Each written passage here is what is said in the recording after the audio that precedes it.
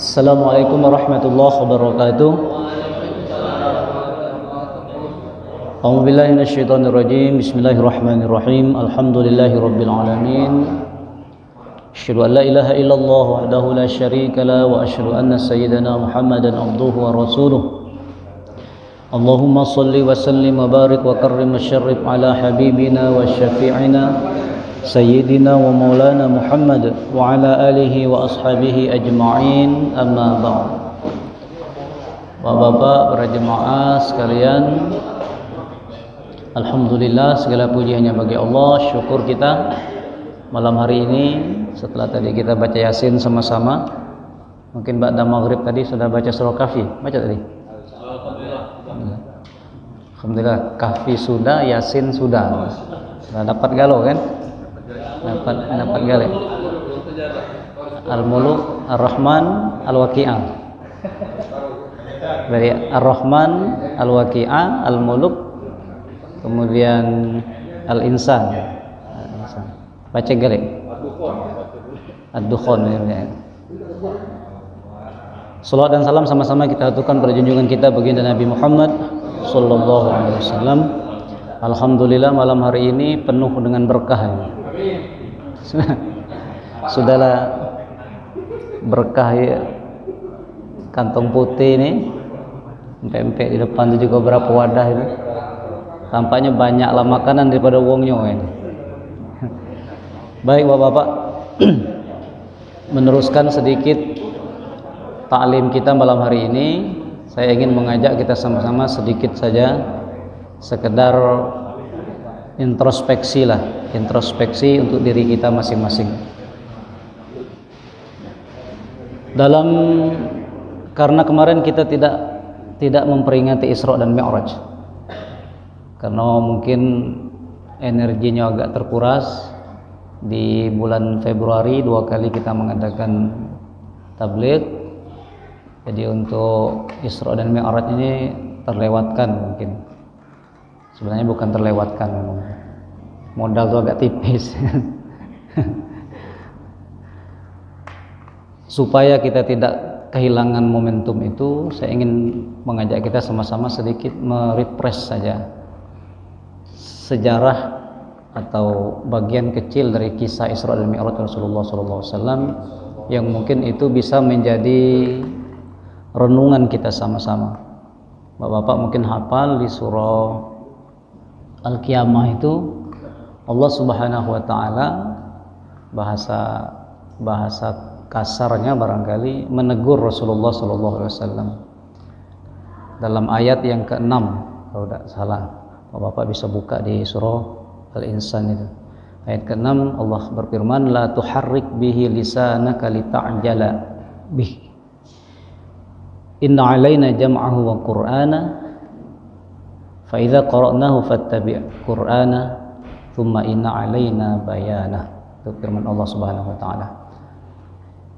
Kalimat pertamanya la tuharrik bihi lisanaka lita'jala bih. Rasulullah itu, kata para ahli tafsir, ketika awal-awal beliau menerima wahyu dari malaikat Jibril, ketika Jibril datang dan membacakan ayat Al-Qur'an, Nabi itu langsung menggerakkan bibirnya mengikuti. Jadi langsung milu kalau bahasa kita. Langsung menggerakkan bibir beliau mengikuti. Kenapa beliau menggerakkan bibir dan mengikuti? Takut kage tidak ingat, takut kage tidak baca, takut kage tidak menguasai apa yang diajarkan oleh malaikat Jibril itu. Ketika Jibril alaihissalam membacakan ayat-ayat wahyu Allah itu, Rasulullah langsung mengikuti. Maka ditegurlah dengan ayat itu, la tuharrik bihi lisanaka lita'jala bih. Jangan engkau menggerak-gerakkan lisanmu karena ingin tergesa-gesa menguasai Al-Qur'an itu. Jadi Rasulullah itu, Bapak-bapak, gurunya Jibril, yang mengajarkan beliau menyampaikan wahyu dari Allah adalah Jibril. Ketika beliau Isra dan Mi'raj, yang mendampinginya juga adalah malaikat Jibril. Kita baca kisahnya, beliau didampingi oleh malaikat Jibril ketika tidur di rumah Ummu Hani. diangkat, diambil oleh malaikat berdua, malaikat Jibril dengan malaikat Mikail dalam satu riwayat. Kemudian dibawa ke Masjidil Haram, beliau dibelah dadanya. Yang membelah juga adalah malaikat Jibril. Jibril membelah dada beliau dan membersihkan dada beliau dari segala macam kekotoran. Bukan karena kotor, kata ulama. Dibersihkan itu bukan karena kotor, tapi beliau ditambahkan ilmu dan hikmah di dada beliau. Kalau kita mau ambil pelajaran dari situ, mau sehebat apapun kita pasti membutuhkan guru untuk menuntun kita. Orang secerdas Nabi Muhammad SAW itu saja butuh pendamping. Siapa pendampingnya? Jibril. La tuharrik bihi lisanaka lita'jala bi. Inna alaina jam'ahu wa qur'anah. Enggak usah khawatir, kami yang akan menghimpunkan Quran itu di dadahmu dan memantapkan Quran itu di dadamu. Maka Rasulullah setelah itu setiap kali Jibril membacakan, beliau dengarkan saja, diam saja. Itulah yang kemudian diaplikasikan di pesantren dengan kitab Ta'limul Muta'allim itu.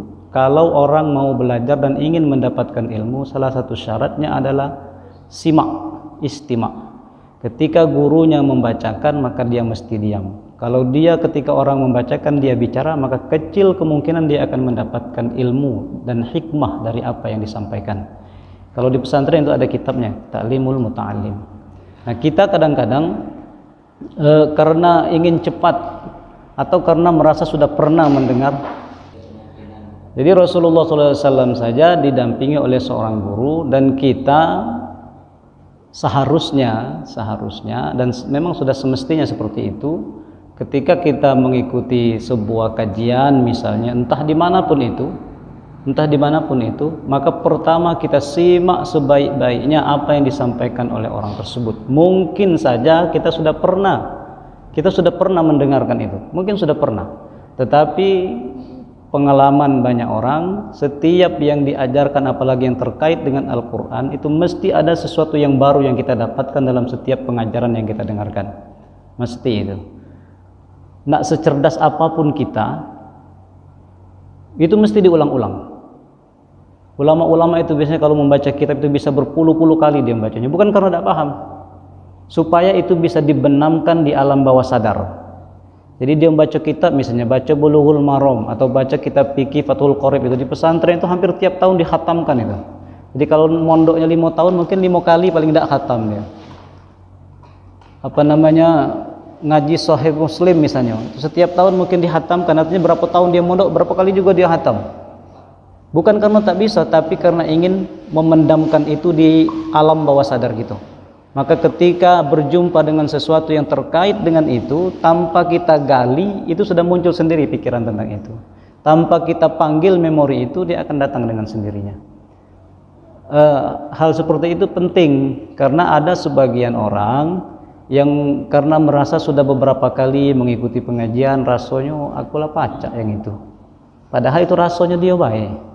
Kita dari SD, dari SMP belajar bahasa Inggris, SMA belajar bahasa Inggris, kuliah ada juga mata kuliah bahasa Inggris. Sampai hari ini ngomong Inggris cuma bacanya yes, no, ya kan?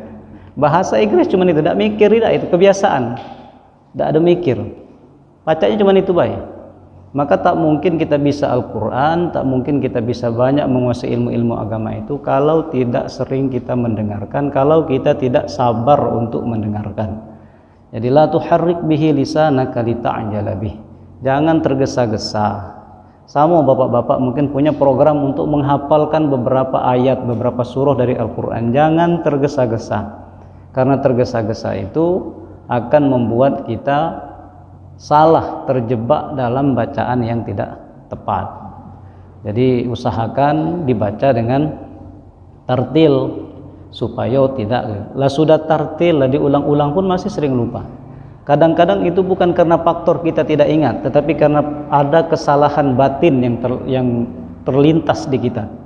Sebenarnya sudah tergambarkan, saya sudah beberapa kali itu teringat, sudah kalau memori teringat, oh itu. Cuman begitu kita membaca ada yang salah dengan hati kita, maka seketika itu juga Allah berikan pelajaran itu. Masih lemah, cuma dilupakannya baik. Mana dipingsan kenya lagi kita baca, Karena ada salah hati kita dipingsan kayaknya gitu. Begitu bangun mulai hilang galau, dengan DWA-nya gitu. Itu masih dilupakan saja oleh Allah, masih untung. Nah, Rasulullah yang kualitas personal individu beliau yang luar biasa, tak tertandingi Nabi itu. Setelah seperti itu Nabi kan setiap kali dibacakan oleh Jibril, beliau simak, beliau dengarkan. Ketika Jibril sudah pergi, beliau baca ulang, beliau ajarkan dengan sahabat, dan tidak pernah lupa. Jadi Nabi itu dibacakan sekali oleh Jibril, sudah selesai, lekat itu sudah. Jibril datang menyampaikan ayat, hanya ada beberapa ayat saja yang turun beberapa kali, diantaranya menurut sebagian ahli tafsir yang turunnya berulang itu Al-Fatihah. Maka ada yang mengatakan Al-Fatihah itu Makkiyah, ada yang mengatakan Al-Fatihah itu Madaniyah. Ada yang mengatakan kalau begitu berarti dia turun berulang kali. Jadi pernah turun di Mekah, pernah juga turun di periode Madaniyah, Madinah. Diulang-ulang. Ya bedanya kita dengan Rasulullah sekali mendengar selesai sudah. Selesai. Kita tidak bisa seperti itu. Mungkin ada orang yang memang diberikan oleh Allah kemampuan daya ingatnya luar biasa, bukan cuma sekedar baca, dia kena anginnya dia dah hafal sudah. Buku itu dibukanya kena anginnya lah hafal sudah, dia tahu. Tapi ada orang yang mungkin 10 kali baca baru mungkin terpahamkan oleh dia satu paragraf. Jadi kalau di satu halaman itu ada 4 paragraf, berarti 40 kali dia mesti baca itu. Tapi ketekunan itu mengalahkan kecerdasan orang. Orang itu tekun, maka dia bisa mengalahkan orang yang sangat cerdas. Kenapa? Karena orang yang tekun itu dia bisa banyak menggali hikmah di balik ilmu yang ia dapatkan. Bapak-bapak yang kami muliakan, di dalam sejarah Isra dan Mi'raj, Nabi tetap didampingi oleh malaikat Jibril. Maka kita juga jangan pernah merasa tidak butuh dengan guru. Jangan pernah merasa tidak butuh dengan guru. Belajar ilmu agama ini harus punya guru, dan gurunya mesti guru yang betul-betul. Saya sendiri setiap kali sujud berdoa minta kepada Allah, ya Allah, mudah-mudahan Allah pertemukan kita dengan guru yang bisa membimbing kita kepada Allah Subhanahu wa taala. Bukan guru yang pacak ngajak kita berdebat. Bukan guru yang hanya pandai mengajarkan kita untuk bagaimana caranya kita mengalahkan orang dalam berargumentasi. Ya, itu penting mungkin dalam satu konteks. Tapi sesungguhnya yang paling penting itu adalah bagaimana orang itu bisa membimbing kita, membimbing ruh kita, bisa sampai, bisa syuhud, bisa memahami betul hakikat dari kehidupan ini. Kita ini kan masih belajar pada tahapan kulit, masih kulitnya baik. Tapi kulitnya baik lah susah neguknya. Baru kulit udah susah, kita nelannya susah. Karena kadang-kadang seperti kata Imam Asy-Syafi'i, syakautu ila waqi' su'a hifzi fa arsyadani ila tarkil ma'asi. Itu syair Ta'limul Muta'allim itu. Nabi Imam Asy-Syafi'i itu cerdas luar biasa. Konon katanya Imam Syafi'i itu kalau beliau berjalan itu mesti tutup telinganya. Tutup telinganya. Kenapa? Kalau tidak ditutup, semua yang dia dengar di jalan itu beliau hafal. Repot kan itu? Lemak kalau dengarkan cerita-cerita bagus sepanjang jalan dari PBS. Yang susah itu kalau yang terdengar itu uang lagi hari Ahad tuh. Lagu tuh hafal kalau sampai ke masjid hafal kalau lagu itu. Imam Syafi'i itu konon kabarnya beliau tutup ini karena saking cerdasnya mengingat itu. Tapi pernah satu kali beliau menghadap ke gurunya Imam Waqi'. Apa kata Imam Syafi'i? Syakautu ila waqi' su'a hifzi. Aku berkeluh kesah kepada guru ke Imam Waqi', hafalanku jelek. Nah, bayangkan orang seperti Imam Syafi'i ngomong ke hafalannya jelek. Padahal umur 7 atau 8 tahun sudah hafal Quran itu. 9 tahun Al-Muwatta sudah beliau hafal. Al-Muwatta, kitab hadis pertama yang ditulis oleh ulama, oleh manusia itu adalah Al-Muwatta Imam Malik. Imam Syafi'i sudah hafal. Jadi sebelum beliau berjumpa dengan Imam Malik, Imam Syafi'i sudah menghafalkan Muwatta. Jadi pada saat beliau menghadap ke Imam Malik di Madinah, pertama tidak diterima untuk belajar. Kata Imam Malik, syarat untuk belajar dengan saya harus hafal dulu Muwatta itu. Kata Imam Syafi'i masih muda kan, aku hafal lu itu. Nah baru diterima jadi murid. Yang seperti itu mengatakan su'a hifzi, hafalanku jelek katanya. Beliau menilai dirinya hafalannya jelek. Nah, cak manalah kira-kira kalau Imam Asy-Syafi'i bertemu dengan kita. Hafalan kita tuh masuk kategori apa? Jelek banget, apa jelek banget itu. Lah berulang kali. Apa masalahnya? Kata Imam Waqi, guru beliau, fa arsyadani ila tarkil ma'asi. Beliau mengingatkan saya, arsyad itu memberi petunjuk. Maka orang yang membimbing, mengajak orang menuju petunjuk Allah itu dinamakan dengan mursyid. Arsyadani ila tarkil ma'asi. Beliau memberi nasihat kepadaku untuk meninggalkan maksiat. Maksiat apa? Yang jelas Imam Asy-Syafi'i tidak punya WA, tidak punya Facebook, tidak punya Instagram, tidak punya HP Android, tidak punya beliau. Tidak pernah nyingok yang tidak terkeruan di HP itu, tidak pernah terjingok beliau. Di jalan-jalan mungkin juga pemandangannya tidak seperti sekarang kan. Artinya ma'asi beliau mungkin lebih kepada ma'asi al-batiniyah. Maksiat-maksiat yang menurut kita bukan maksiat itu. Menurut ulama itu maksiat, menurut kita bukan maksiat. Nah, apalagi kalau kita melakukan maksiat yang ijma' ulama itu maksiat. Nah, bayangkanlah. Jadi kalau kita bertanya kenapa hafalanku jelek, kenapa hafalanku mudah lupa, mungkin jawabannya itu. Terlampau banyak maksiat yang kita buat yang menurut kita barangkali itu bukan maksiat, ujo kita. Maka kata Imam Al-Ghazali, tak ada dosa kecil itu. Laisal kabair ma'al istighfar wa laisas shaghair ma'al istimrar. Tak ada dosa besar kalau diiringi dengan istighfar, tidak ada pula dosa kecil kalau terus-menerus dikerjakan. Maka jika kita bertanya, dan itu pertanyaan saya juga ke diri saya dewe, kenapa hafalan mudah sekali hilang? Mudah sekali hilang. 3 hari, 4 hari tidak diulang, itu sudah tidak terbayang lagi itu. Tidak terbayangkan. Tapi saya berkeyakinan orang yang terbiasa menggunakan akalnya untuk mengingat kalam-kalam Allah, untuk menghafal kalam-kalam Allah itu, kata-kata para ulama itu mudah-mudahan dijauhkan oleh Allah dari kepikunan secara medis, karena dia otaknya pakainya terus untuk berpikir. Secara dimensi agak keagamaannya ya sudah pasti, karena ketika kita mengingat kalam Allah, yang menciptakan itu adalah juga Allah, yang meniupkan ruh itu juga kepada kita adalah Allah yang memberikannya kepada kita, maka sambung itu, maka insya Allah tak akan pernah mati, dia akan senantiasa bersama Allah Subhanahu wa ta'ala. Bapak-bapak yang kami muliakan, itu Rasulullah ketika Mi'raj Isra diperintahkan oleh Allah Jibril untuk mendampingi beliau. Didampingi terus dari Masjidil Haram sampai ke Masjidil Aqsa. Dari Masjidil Aqsa, dan semua pertanyaan-pertanyaan Rasulullah yang beliau tak bisa memahami langsung ibrah yang Allah tampakkan, beliau tanyakan kepada Jibril. Ya Jibril, apa ini? Ya Jibril, apa ini? Ya Jibril, apa ini? Ya Jibril, siapa mereka? Banyak pertanyaan-pertanyaan itu. Pertanyaan-pertanyaan itu semuanya dijawab oleh malaikat Jibril. Dan adat level tertentu di mana malaikat Jibril pun tidak sampai ke situ, tidak bisa menembus itu. Sampai naik ke Sidratil Muntaha, malaikat Jibril tak sampai ke situ.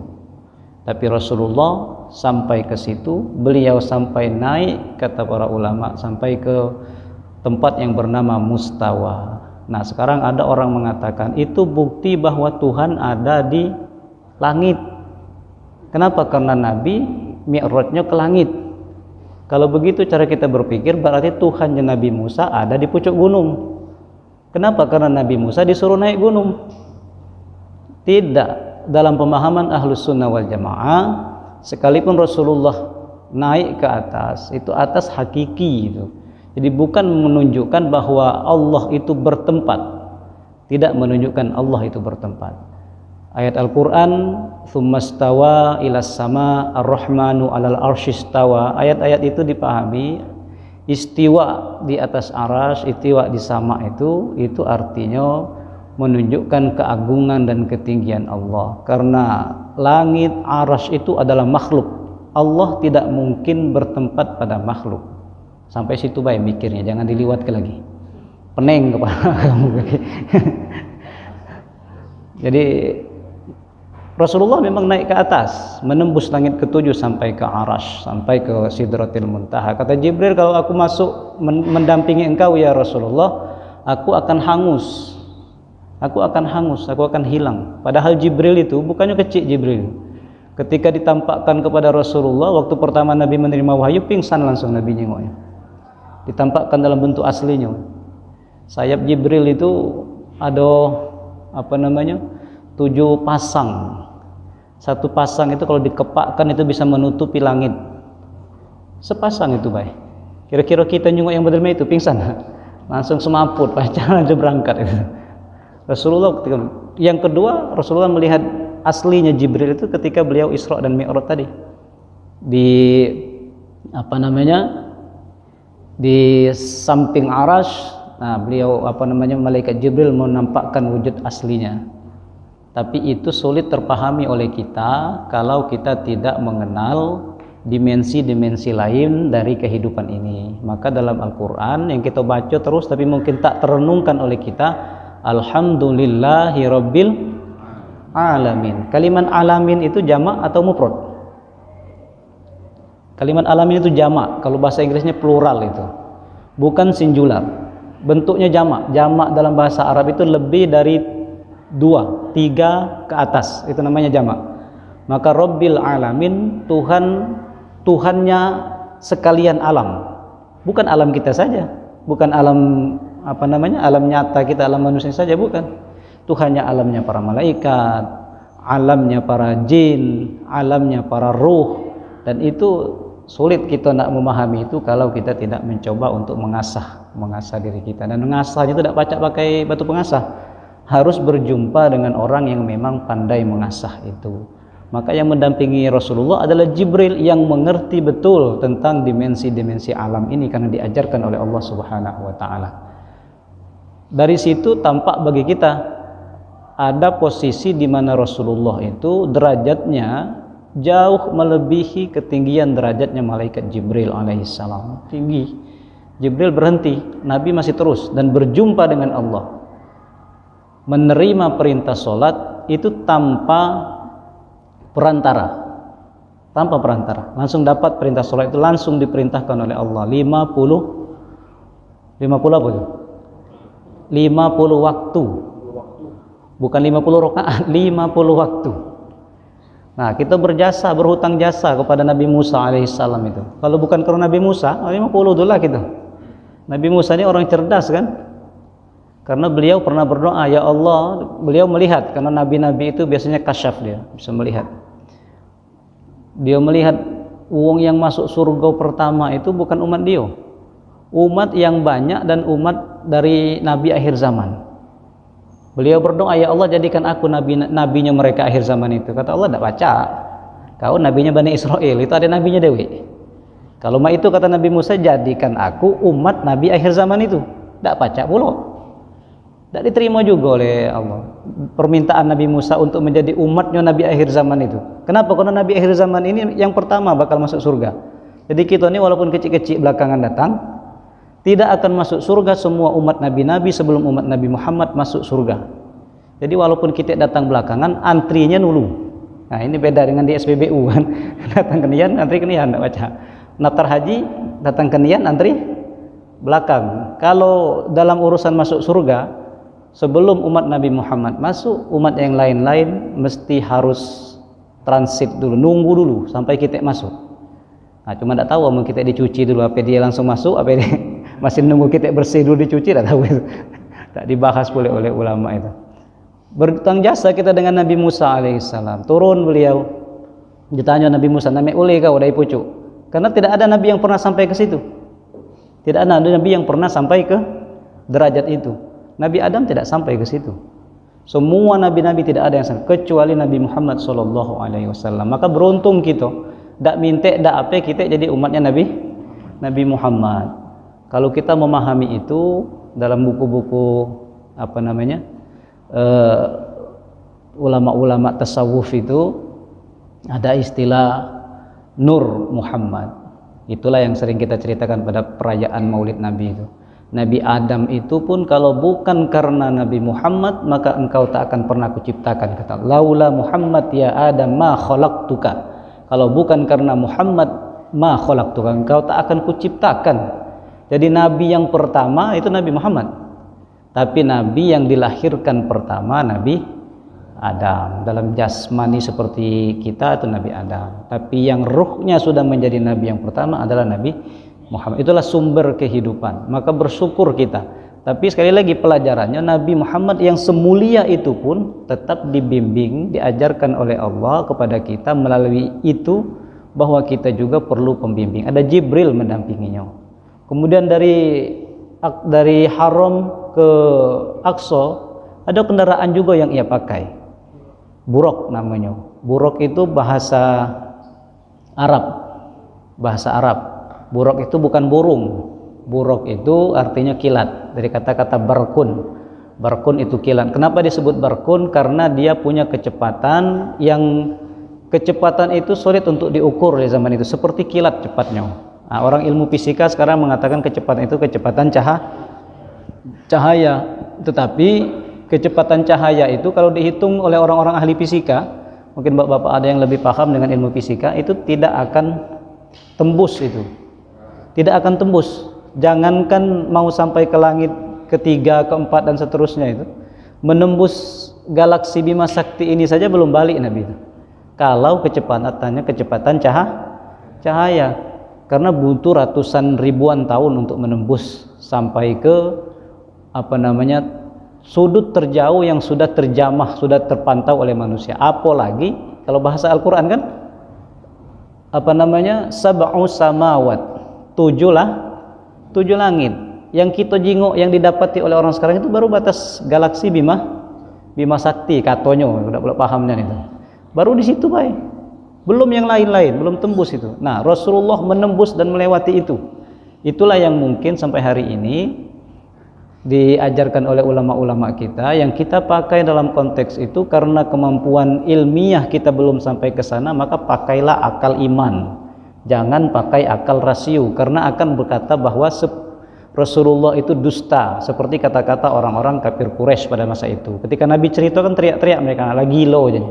Gilo sudah Muhammad ini. Madai dari Mekah ke Palestina, berangkat habis Isya, balik sebelum subuh. Bukan cuma ke Palestina, naik pulak ke pucuk sampai ke langit. Aku tidak tahu sekarang orang nak ke bulan itu berapa lama perjalanan itu. Pesawat antariksa itu. Itu pun lama, menyiapkannya berapa tahun. Nabi dah pakai persiapan. Persiapannya cuma apa? Dibangunkan, dibawa oleh Jibril, dibelah, dibersihkan. Dibersihkan. Jadi orang kalau mau mi'raj kepada Allah mesti harus dibersihkan dulu. Mesti harus dibersihkan dulu. Nah, kita ni ngapo salat kita tidak bisa khusyuk. Salat kita kadang-kadang lebihlah sering tidak kita nikmati salat itu. Lebihlah sering salat itu menjadi beban. Nah, nak semayang lagi kak. Dan lemak nih ya, tekak main timpung dan lemak nih, nak semayang lagi. Itu kenapa persoalan itu muncul yang seperti itu, kenapa? Karena memang belum bersih gitu, memang belum bersih, dan kita memang berproses untuk itu. Kalau bapak-bapak sudah bisa menikmati, kemudian bisa sujud dari maghrib sampai ke subuh, itu sudah berarti sudah menikmati. Sampai sekarang belum baca gitu kan? Mungkin sholat tahajud malam baca yasin tidak sanggup tuh gak? Ada yang sanggup baca yasin? Rakaat pertama baca sajadah, rakaat kedua baca yasin, rakaat ketiga baca dukhon, rakaat keempat baca al-qauf. Sudah ada yang nyobonya? Sudah ada? Masih keluhu telah berputar. Qul huwallahu ahad, qul huwallahu ahad. Rakaat pertama keluhu, rakaat kedua keluhu. Kaki kapan malak Anas. Tupan.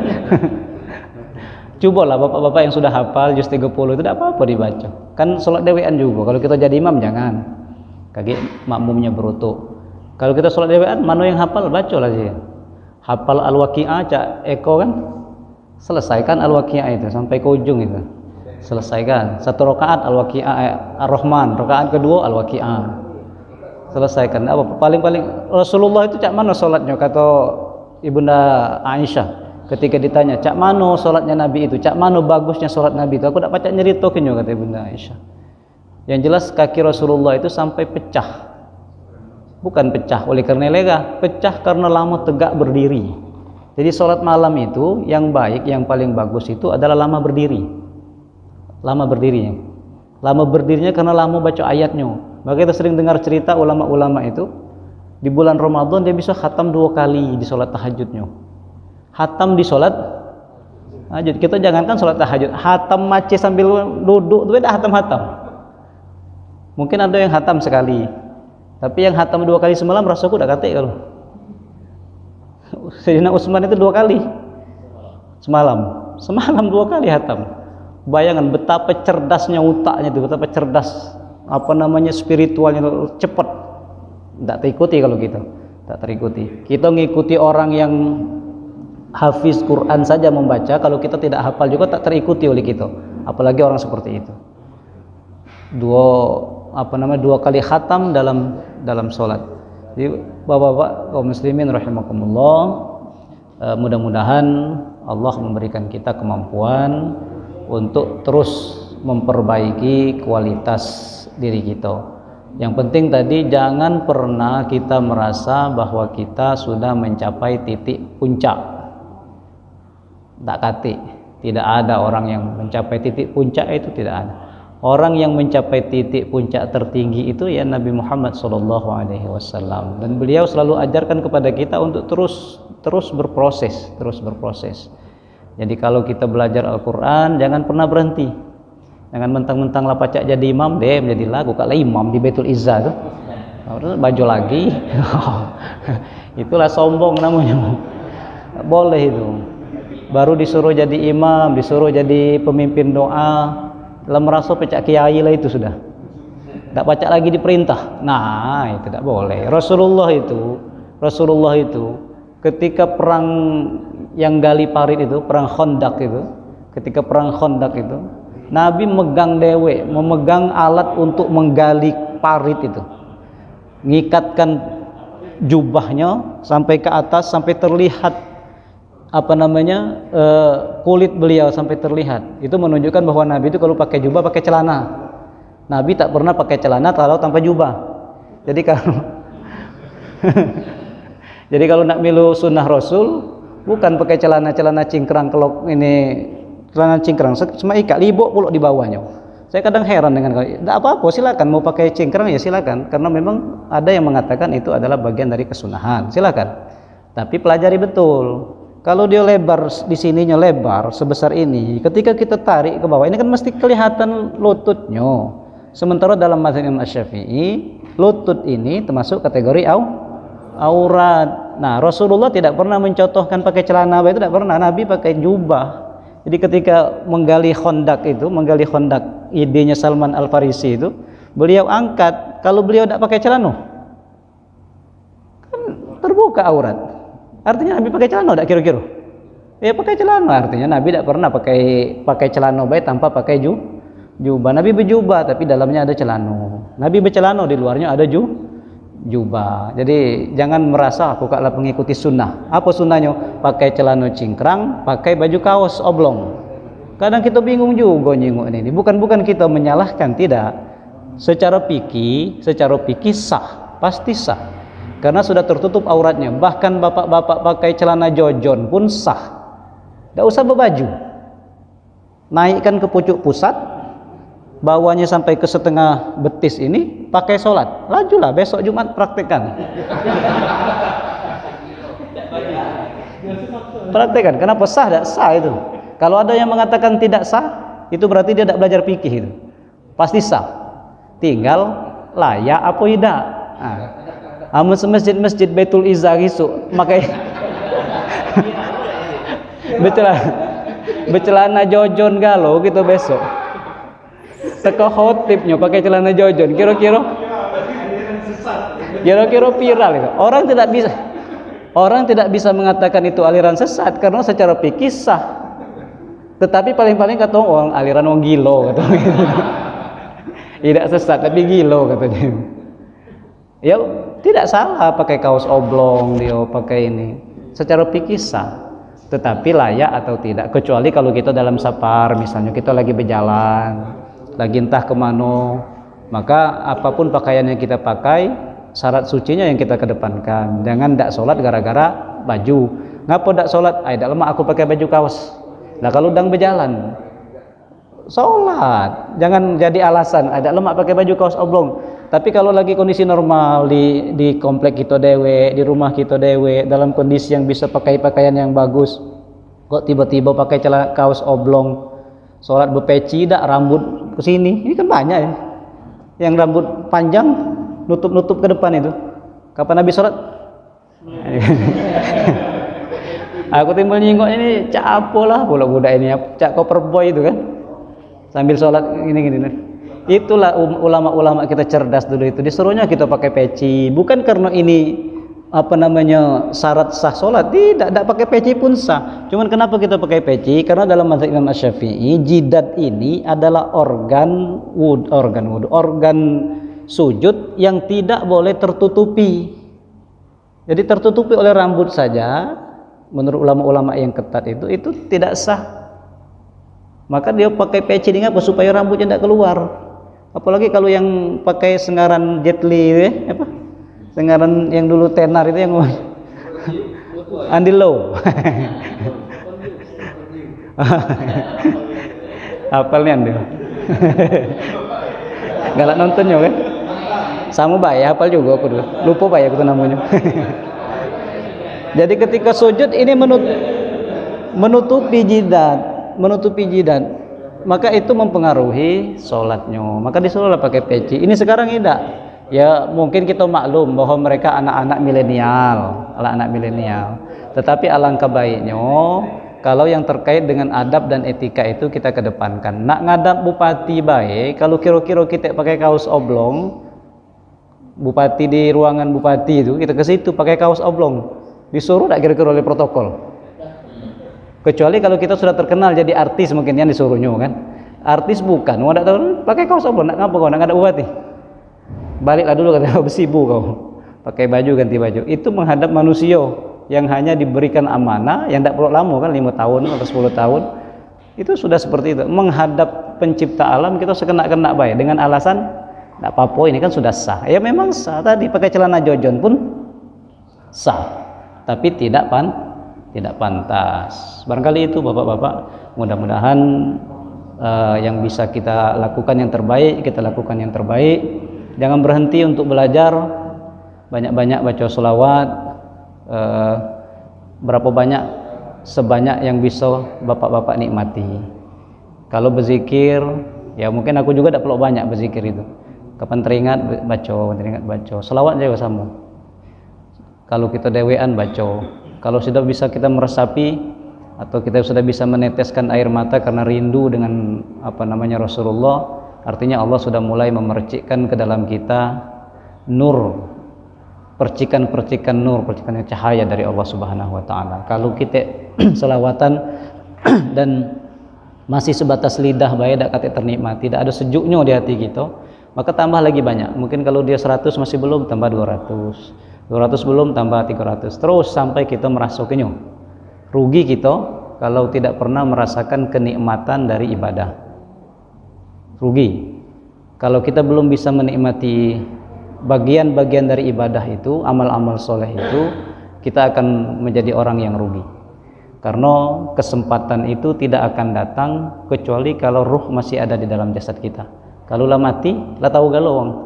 Jangankan dia mati, menjelang mati pun dia sudah tahu manfaat-manfaat dari amal-amal itu. Maka sebelum itu datang pada kita, ya kita biasakan. Mungkin awalnya masih di lidah. Semakin sering kita akan menggunakan. Mungkin di antara kita ada yang mungkin Allah berikan kemuliaan lebih cepat menikmati itu, lebih cepat sampainya. Barangkali itu Bapak-bapak, mudah-mudahan kita semua senantiasa diberikan keistiqomahan oleh Allah Subhanahu wa taala. Baik, Bapak-bapak, mari kita tutup dengan sama-sama kita membaca Ummul Quran. Mudah-mudahan Allah memberikan keberkahan kepada kita semua. Ala hadhihi niyya wa ala kulli salihah. Al-Fatihah. Bismillahirrahmanirrahim. Alhamdulillahirabbil alamin arrahmanir rahim. Iyyaka na'budu wa iyyaka nasta'in ihdinas siratal mustaqim siratal ladzina an'amta 'alaihim ghairil maghdubi 'alaihim waladdallin. Subhanakallahumma bihamdika asyhadu an la ilaha illa anta astaghfiruka wa atubu ilaik. Billahi taufiq wal hidayah. Wassalamualaikum warahmatullahi wabarakatuh.